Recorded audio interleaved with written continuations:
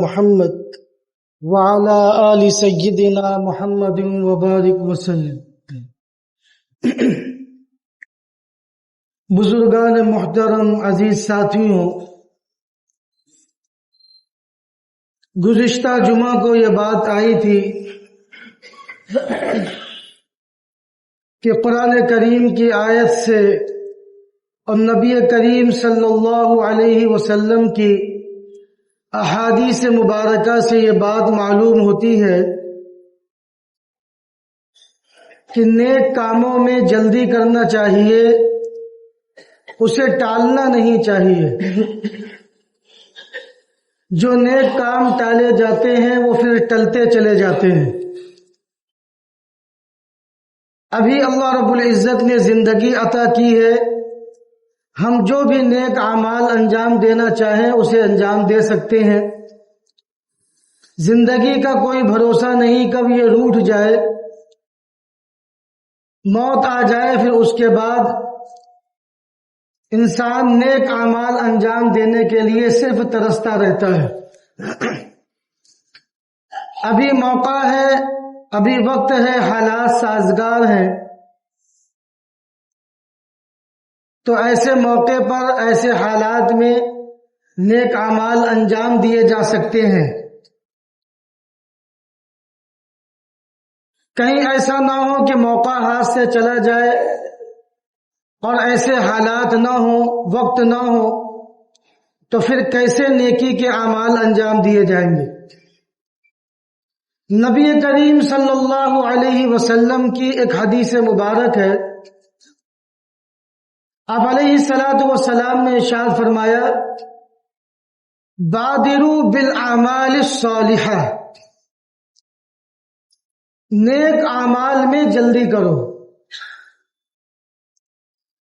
اس کے بعد آپ علیہ الصلوۃ والسلام نے ارشاد فرمایا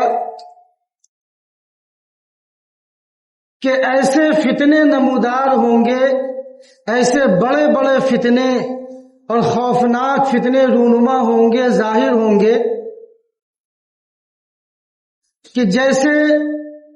تاریک رات کے ٹکڑے اور حصے ہوں۔ یعنی ابھی حالات سازگار ہیں، موقع میسر ہے، تو ابھی نیکی کے کام کر لو، کہیں ایسا نہ ہو کہ ایسے بڑے بڑے فتنے ظاہر ہو جائیں کہ تم نیکی کرنا چاہو، تمہارا دل چاہے، لیکن تم ایسے فتنوں میں پھنس جاؤ، ایسی مصیبتوں میں پھنس جاؤ کہ تم نیک اعمال انجام نہ دے پاؤ کوشش کرنے کے باوجود بھی۔ آپ علیہ الصلوۃ والسلام نے ارشاد فرمایا کہ ایسے بڑے بڑے فتنے کہ جیسے تاریک رات کے ٹکڑے، کقطع اللیل المظلم، رات کا اندھیرا اور رات کی تاریکی تو مغرب کے بعد اسے شروع ہو جاتی ہے۔ اس رات کے کئی حصے اور کئی ٹکڑے ہوتے ہیں۔ مغرب کے بعد رات کا جو اندھیرا ہوتا ہے، رات کی تاریکی ہوتی ہے، وہ کم تاریکی ہوتی ہے، ہلکا اندھیرا ہوتا ہے۔ لیکن جیسے جیسے رات بڑھتی جاتی ہے، رات کی تاریکی اور رات کے اندھیرے میں اضافہ ہوتا جاتا ہے۔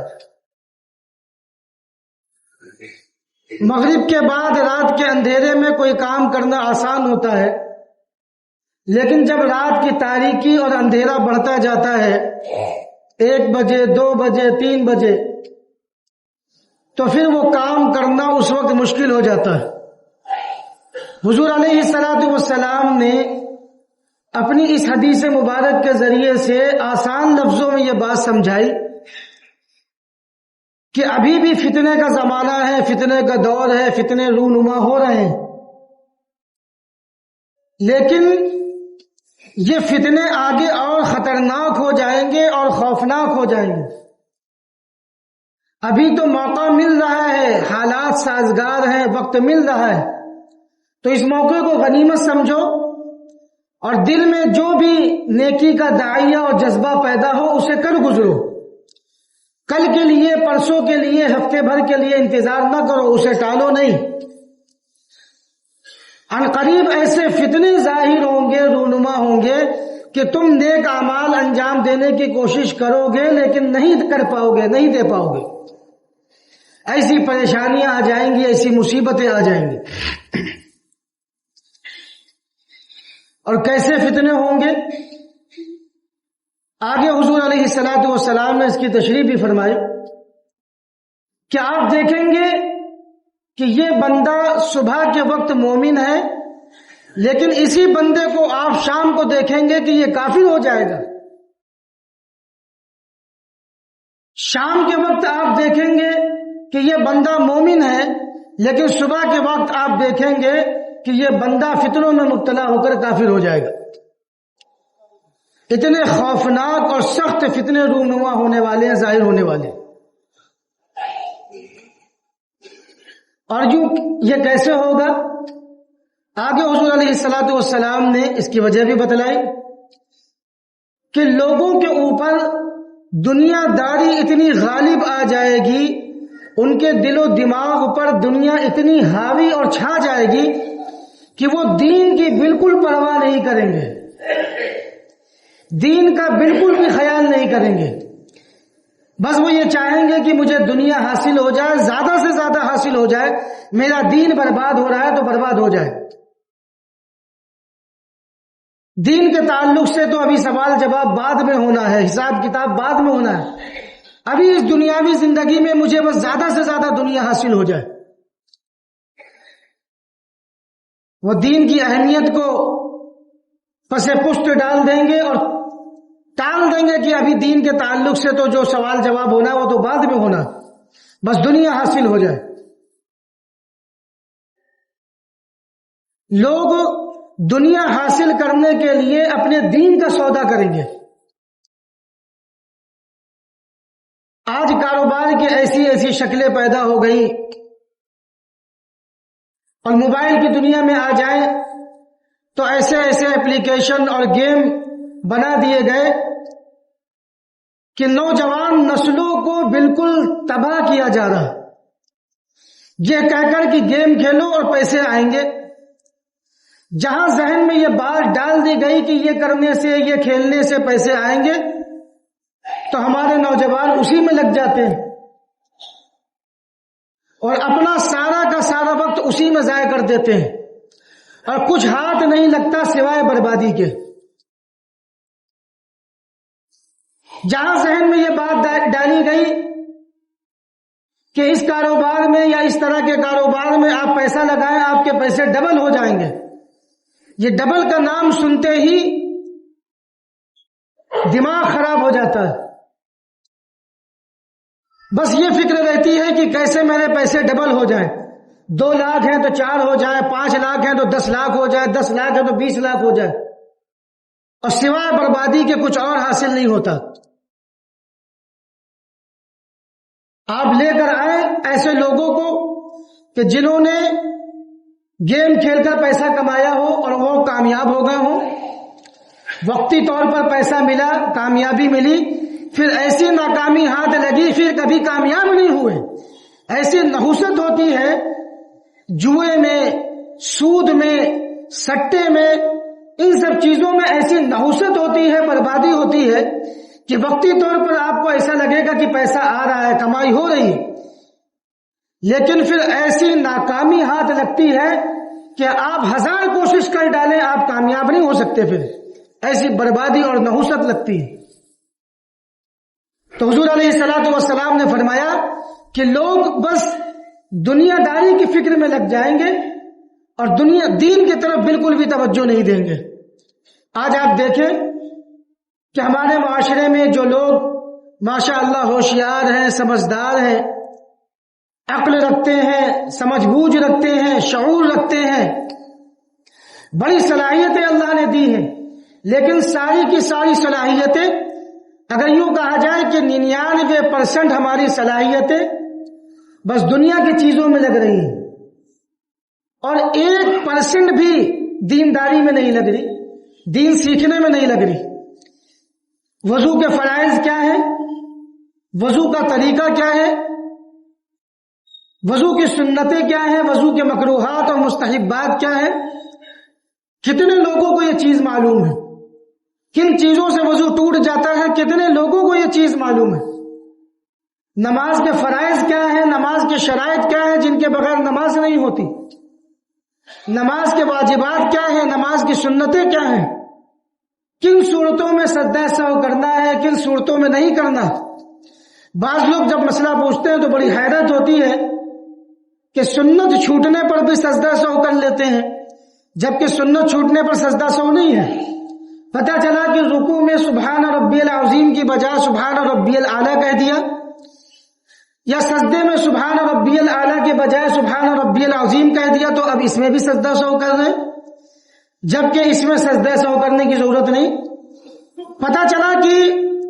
جن صورتوں میں سجدہ سہو کرنے سے بھی نماز درست نہیں ہوتی، ان میں بھی سجدہ سہو سے کام چلایا جا رہا ہے کہ اگر فرائض چھوٹ جائے، فرائض میں سے کوئی فرض چھوٹ جائے تو سجدہ سہو سے کام نہیں چلتا۔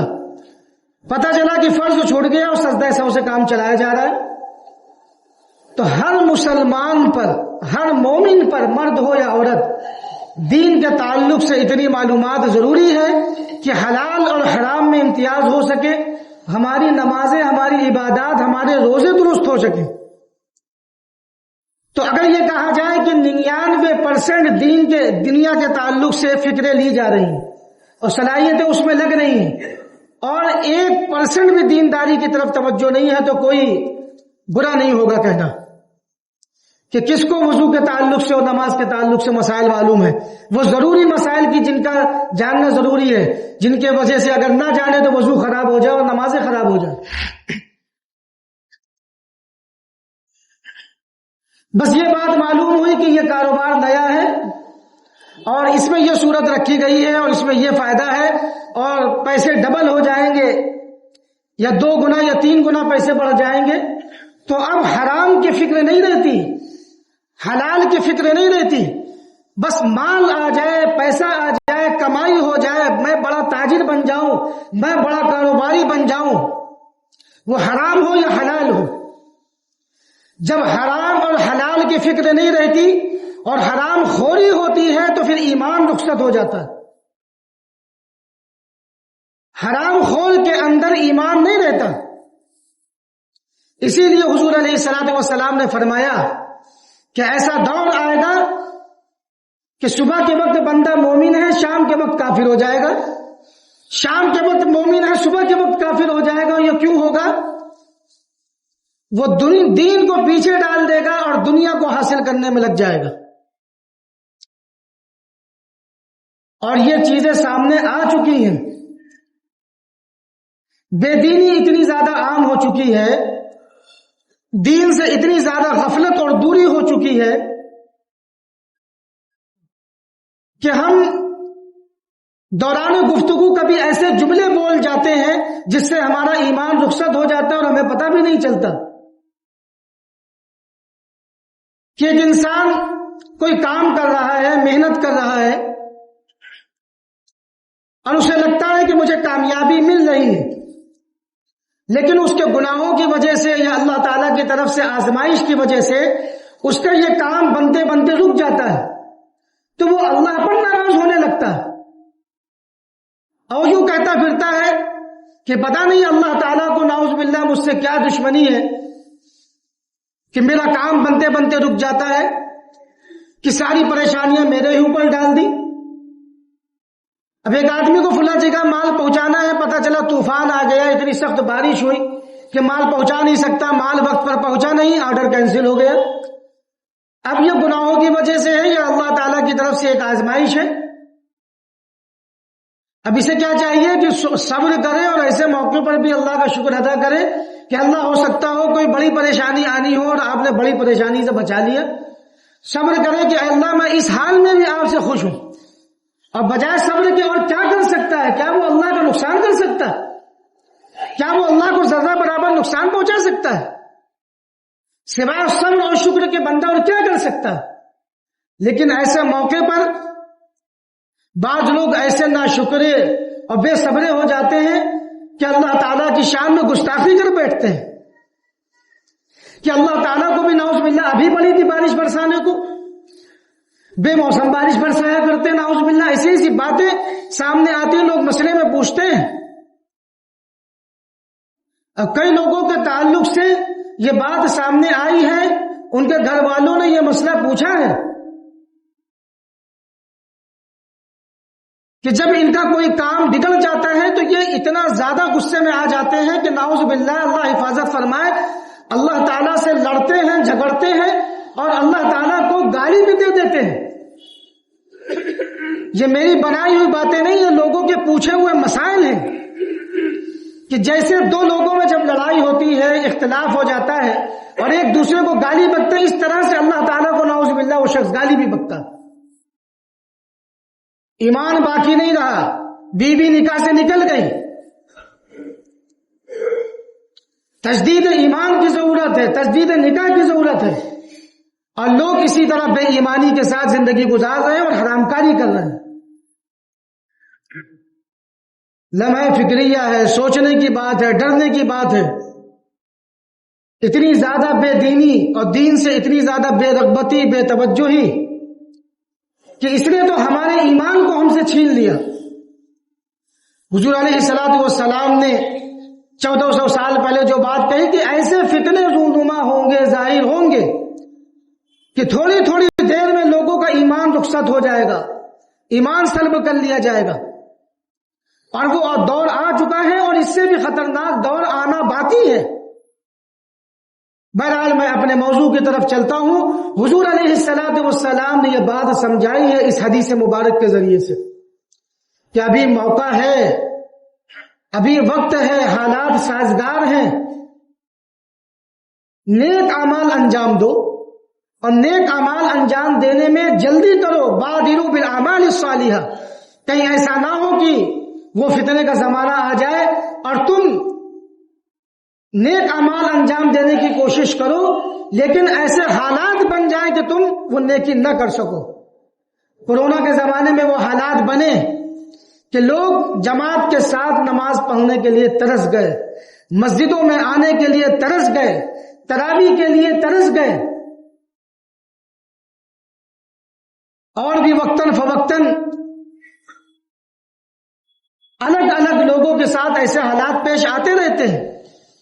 کہ بندہ سوچتا ہے کہ ابھی تو میں جوان ہوں، آگے چل کر یہ کروں گا، وہ کروں گا، یہ کروں گا، وہ کروں گا،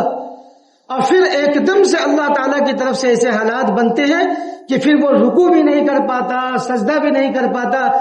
اشاروں سے بھی نماز نہیں پڑھ پاتا، کبھی کبھی ایسی کیفیت آ جاتی۔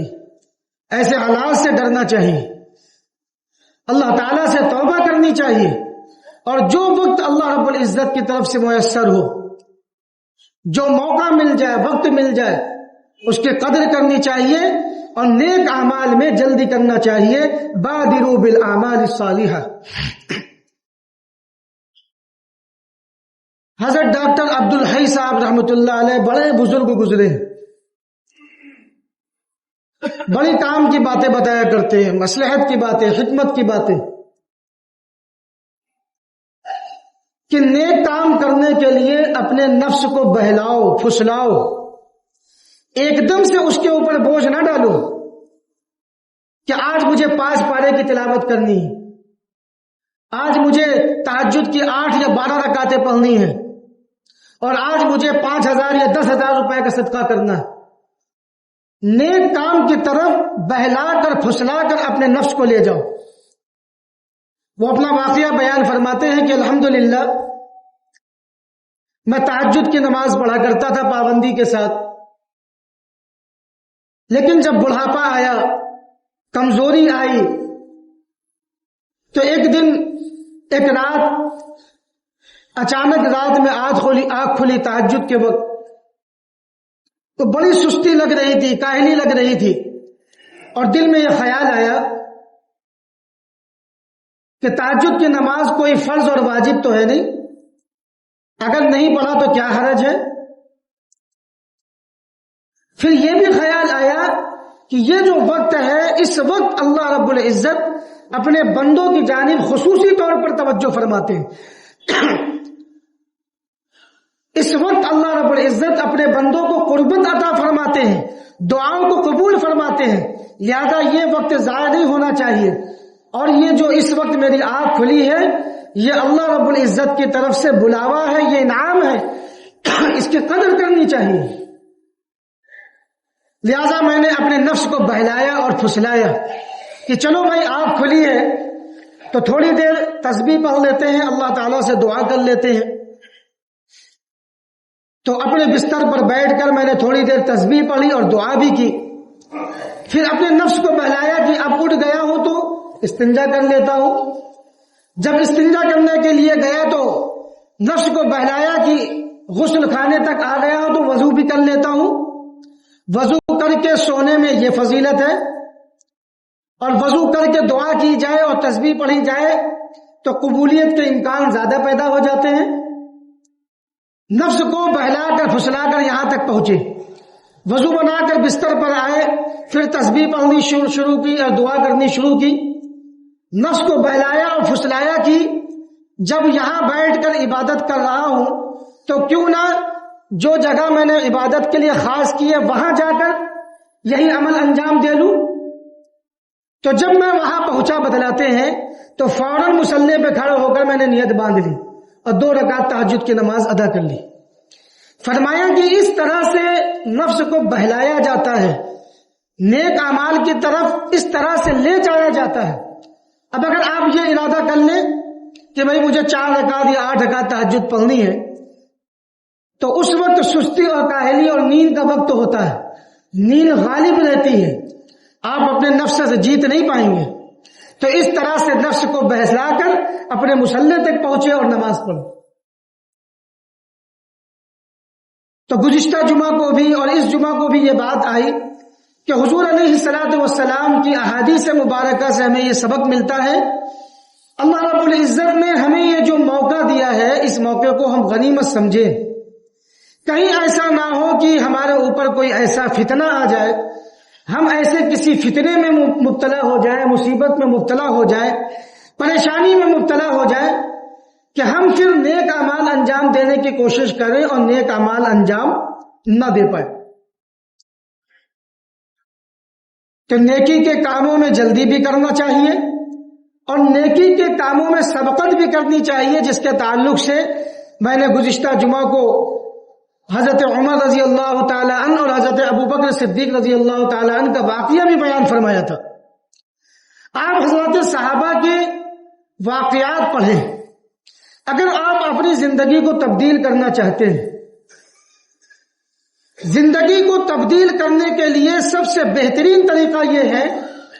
کہ آپ اپنی زندگی میں جو چیز لانا چاہتے ہیں اس چیز میں لگ جائیں، اس چیز کا مطالعہ کریں، اس چیز کے بارے میں جانکاری حاصل کریں، اسی چیز کے تعلق سے، اسی موضوع کے تعلق سے بیانات سنیں۔ حضرت صحابہ کرام رضوان اللہ تعالی عنہم اجمعین کے واقعات اگر آپ سنیں گے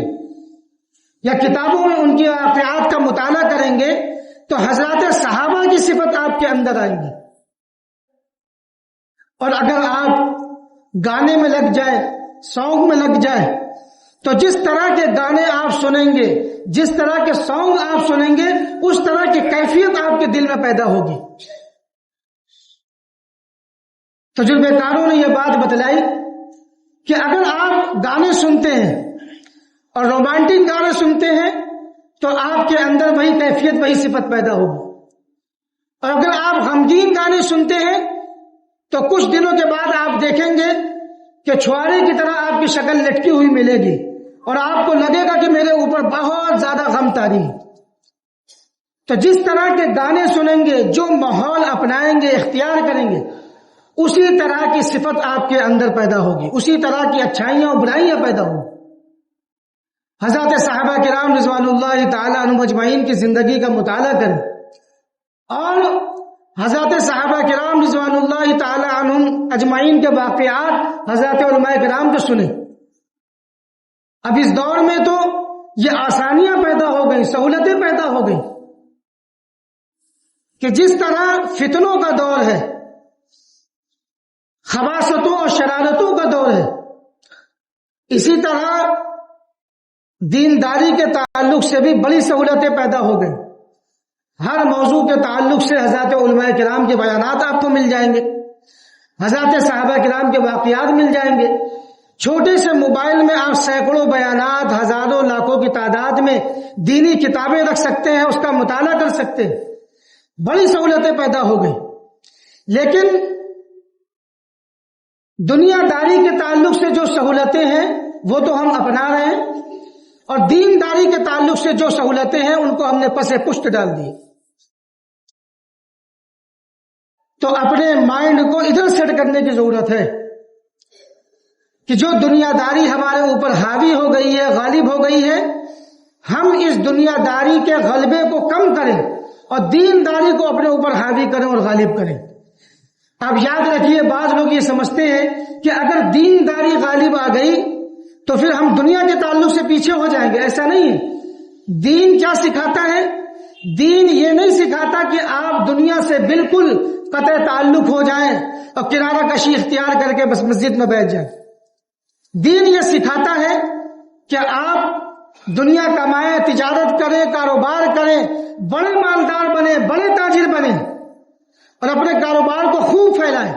لیکن اللہ کی یاد سے غافل نہ ہوں۔ اللہ کو یاد رکھیں، اللہ کے احکام کو یاد رکھیں۔ دنیا داری تجارت کرنا نہیں ہے، کاروبار کرنا نہیں ہے۔ دنیا داری اصل میں اللہ کی یاد سے غافل ہو جانا ہے۔ جو شخص کروڑوں کا مالک ہے اور بڑا تاجر ہے، بڑا کاروباری ہے، لیکن اللہ کی یاد سے غافل نہیں ہوتا تو وہ دیندار ہے، آپ اسے دنیا دار نہ کہیں۔ اللہ تعالیٰ صحیح بات سمجھنے کی توفیق عطا فرمائے اور دین کے تمام احکام پر عمل کرنے کی توفیق عطا فرمائے، اور حضور صلی اللہ علیہ وسلم کی تعلیمات کے مطابق زندگی گزارنے کی توفیق عطا فرمائے۔ وآخر دعوانا الحمد للہ رب العالمین۔